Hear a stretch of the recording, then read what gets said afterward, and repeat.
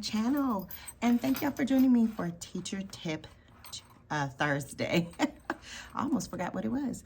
So recently I was asked about my style of classroom management, and so I thought, if someone that I know from another school called and asked me about my style of classroom management, because they visited my classroom before and they wanted to help out another elementary grade level teacher to be able to give them some tips on just helping them to improve on their classroom management. So when they asked me that question, I kind of thought about it, and I was like, well, I don't really think that I have like a formal classroom management system in place, but the more that I thought about it, I said, yes, I do have a classroom management system in place. So one of the key things that I do in my classroom is, number one, classroom management is every day is a new day. Number one, every day is a new day.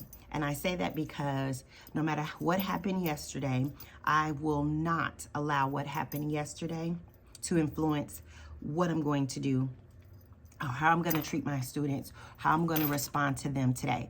Because, some days are bad days for us. Some days are good days for us. We deal with things personally on our own. And so I try not to carry that into the way that my classroom is run or the way I may respond to a certain student's behavior. So that's number one. Every day is a new day. And number two, my school is a Leader in Me school, and so we practice the 7 habits. And so that is what I stick to. I always remind my students of those 7 habits when someone is not displaying them. And then I also reward them with PBIS. So our school is also a PBIS school. And so whenever I see students on task, I will give them a PBIS point. But then I also do something else.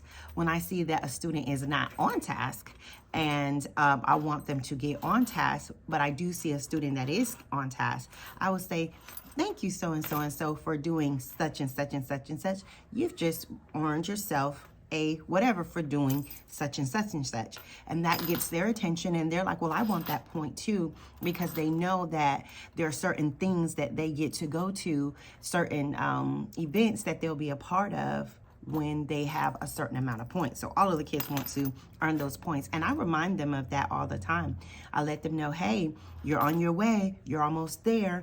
We have a thermometer outside of our classroom, so the students know if they have reached it or not, and if they're going to be able to go to that particular celebration. We have 4 celebrations throughout the year, and so the kids really like that. So that definitely helps them to kind of get themselves back in line. And then number 3, I just at random will just at random, I randomly give out certain treats. So I know that kids like gummy bears. I know they like goldfish. I know they like the sweet tarts and all of those things. So I will randomly give them out, especially on the carpet for our carpet time.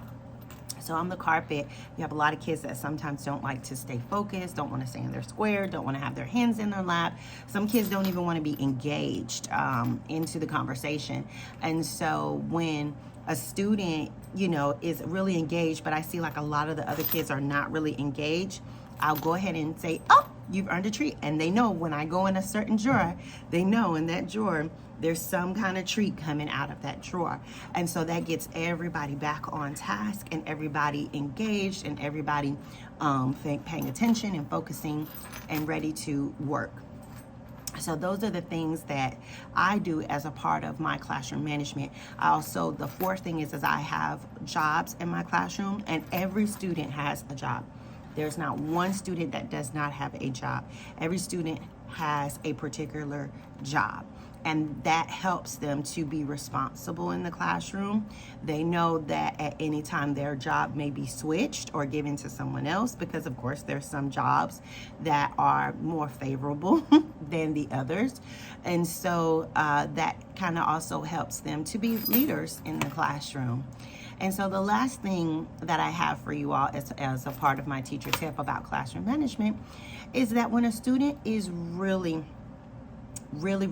disruptive, you have to gauge what it is, almost like you're going to pick your battles, how you're going to respond to it. If I immediately interrupt everything to address that situation, how is that going to impact the student? How is that going to make them feel? So if I know that it's a student that I can immediately address the off-task behavior or disruptive behavior at that moment, and I can use it as a teachable moment for not just that student, but all students, then I will address it right then and there. I will stop instruction, I will address it, and we will have like a quick class conversation about that behavior and why it's not acceptable. But if it is something that's, I don't want to get more escalated because I've pointed it out, as at random, the student will not even know. When we're getting ready to transition to another part, that student will have to stay with me for just a moment. And then that's when I will address the issue. So they know that if you get pulled to the back of the line and you're walking with me, we're going to have a conversation.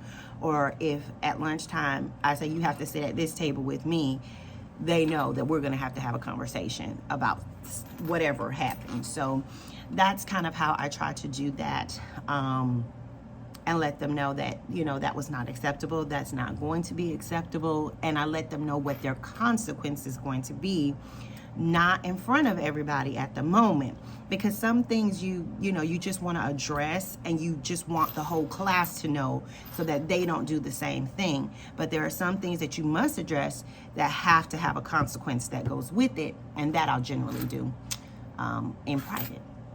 So that's my teacher tips. Let me know if these tips were helpful. I know this was kind of long, but I wanted to kind of explain to you and give you some examples of how I do my classroom management. So thank y'all so much for joining me, and I'll see y'all in the next one.